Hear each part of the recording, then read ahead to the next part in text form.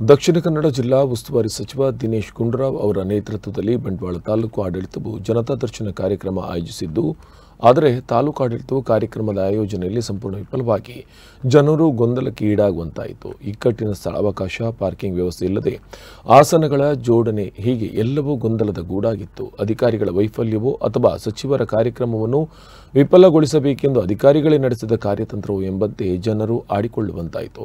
ಕಾರ್ಯಕ್ರಮದ ನೇತೃತ್ವ ವಹಿಸಿದ ತಹಶೀಲ್ದಾರ್ ಅರ್ಚನಾ ಡಿಭಟ್ ಅವರು ಜನದರ್ಶನ ಆಯೋಜನೆಯಲ್ಲಿ ಸಂಪೂರ್ಣ ವಿಫಲರಾಗಿರುವುದು, ಇಕ್ಕಟ್ಟಿನ ಸ್ಥಳದ ಹಿನ್ನೆಲೆಯಲ್ಲಿ ಜನರು ಕುಳಿತುಕೊಳ್ಳಲು ಜಾಗವಿಲ್ಲದೆ ನಿಂತುಕೊಂಡೇ ಕಾರ್ಯಕ್ರಮದಲ್ಲಿ ಭಾಗವಹಿಸಬೇಕಾಯಿತು. ಸಭಾಂಗಣದಲ್ಲಿ ಜಾಗ ಸಾಕಾಗದೆ ಫಲಾನುಭವಿಗಳು ರಸ್ತೆಯ ಬದಿಯಲ್ಲಿ ನಿಂತುಕೊಳ್ಳುವಂತಾಗಿತ್ತು. ಪಾರ್ಕಿಂಗ್ ಸ್ಥಳವಿಲ್ಲದೆ ಆಗಮಿಸಿದ ಅಧಿಕಾರಿಗಳು, ಗಣ್ಯರು, ಸಾರ್ವಜನಿಕರು ಎಲ್ಲೆಲ್ಲೋ ವಾಹನಗಳನ್ನು ನಿಲ್ಲಿಸಿ ಬರಬೇಕಾಯಿತು. ಒಟ್ಟಿನಲ್ಲಿ ಕಾರ್ಯಕ್ರಮ ಆಯೋಜನೆ ಮಾಡಿದ ಇಲಾಖೆ ಅಧಿಕಾರಿಗಳ ಬಗ್ಗೆ ಸಾರ್ವಜನಿಕರು ಗರಂ ಆಗುವಂತಾಯಿತು. ಅಡ್ಡೂರು ಸೇತುವೆ ಅಡಿಭಾಗದಲ್ಲಿ ಮರಳು ತೆಗೆದ ಪರಿಣಾಮವಾಗಿ ಸೇತುವೆಗೆ ಹಾನಿಯಾಗಿದೆ ಎಂಬ ಆರೋಪಗಳ ಬಗ್ಗೆ ಪ್ರಶ್ನೆಯೊಂದಕ್ಕೆ ಉತ್ತರಿಸಿದವರು, ಈ ಭಾಗದಲ್ಲಿ ಇದು ದೊಡ್ಡ ಸಮಸ್ಯೆಯಾಗಿದೆ. ಮರಳು ಸಾಗಾಣಿಕೆ ತೆಗೆಯುವುದರಲ್ಲಿ ಎಲ್ಲರೂ ಕೈ ಜೋಡಿಸಿದ್ದಾರೆ. ಆದ್ದರಿಂದ ಇದನ್ನು ತಡೆಗಟ್ಟುವುದಷ್ಟು ಸುಲಭ ಸಾಧ್ಯವಲ್ಲ. ಆದರೂ ನಾನು ಅಧಿಕಾರಿಗಳಿಗೆ ಈಗಾಗಲೇ ಸಲಹೆ ಕೊಟ್ಟಿದ್ದೇನೆ. ಎಲ್ಲ ಸೇತುವೆಗಳ ಹತ್ತಿರ CCTV ಅಳವಡಿಸಿ, ಹಾಗೆ 500 ಮೀಟರ್ ಒಳಗಡೆ ಯಾವುದೇ ಮರಳು ಸಾಗಾಣಿಕೆ ನಡೆಯದ ರೀತಿ ನೋಡಿಕೊಳ್ಳಬೇಕು ಎಂದು ಹೇಳಿದ್ದೇನೆ ಎಂದರು.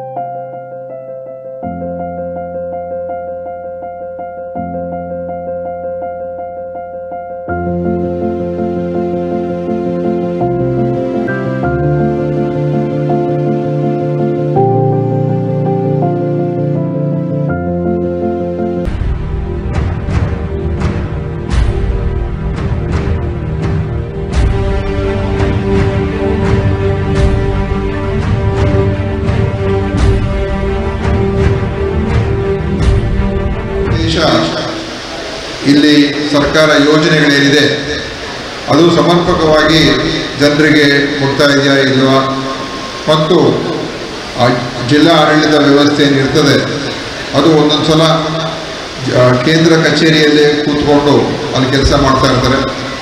ಸ್ಥಳೀಯ ಮಟ್ಟದ ಅನೇಕ ಸಮಸ್ಯೆಗಳೇನಿರ್ತದೆ ಅದು ಸರಿಯಾದ ರೀತಿಯಲ್ಲಿ ವಿಲೆಯಾಗುವುದಾಗಲಿ, ತೀರ್ಮಾನಗಳಾಗುವುದಾಗಲಿ ತಡ ಆಗುವಂಥದ್ದು ಕೂಡ ನಾವು ಕಾಣ್ತೀವಿ. ನಮ್ಮ ಆಡಳಿತ ವ್ಯವಸ್ಥೆಯಲ್ಲಿ ಇವೆಲ್ಲ ಈಗ ಇರ್ತದೆ. ಏಕೆಂದರೆ ನಮ್ಮಲ್ಲಿ 108 ಸಮಸ್ಯೆಗಳಿರ್ತದೆ, ಅಧಿಕಾರಿಗಳ ಮೇಲೆ ಒತ್ತಡ ಕೂಡ ಇರ್ತದೆ, ಮತ್ತು ಕೆಲವು ಸಂದರ್ಭಗಳಲ್ಲಿ ಈ ಜನರ ಅನೇಕ ಸಮಸ್ಯೆಗಳಿಗೆ ಅದು ಸ್ಪಂದನೆ ಸಿಗುವಂಥದ್ರಲ್ಲಿ ಹಿನ್ನಡೆ ಕೂಡ ಆಗ್ತಕ್ಕಂಥದ್ದು ಕೂಡ ನಾವು ನೋಡ್ತೀವಿ. ಅದು ವ್ಯವಸ್ಥೆಯಲ್ಲಿರುವಂಥ ಕೆಲವು ದೌರ್ಬಲ್ಯಗಳು.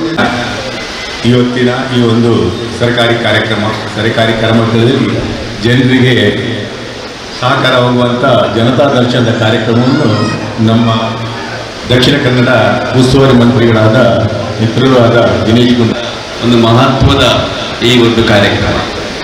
ಜನರ ಬಳಿಗೆ ನಾವು ಸರ್ಕಾರವನ್ನು ತೆಗೆದುಕೊಂಡು ಹೋಗಬೇಕು.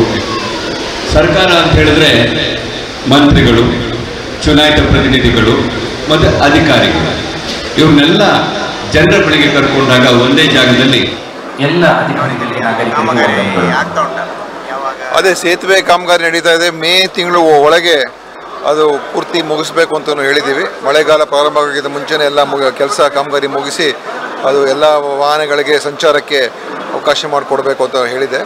ಮತ್ತು ಅಲ್ಲಿ ಹೊಸ ಸೇತುವೆ ಕಟ್ಟೋದು ಏನು ನಿರ್ಮಾಣ ಮಾಡೋದಕ್ಕೂ ಕೂಡ ಏನಿದೆ ಅದು ಸರ್ಕಾರ ಮಟ್ಟದಲ್ಲಿ ಸಲ್ಲಿಸಿದೆ. ನಾನು ಅದನ್ನು ಫಾಲೋ ಅಪ್ ಮಾಡ್ತಾ ಇದ್ದೀನಿ.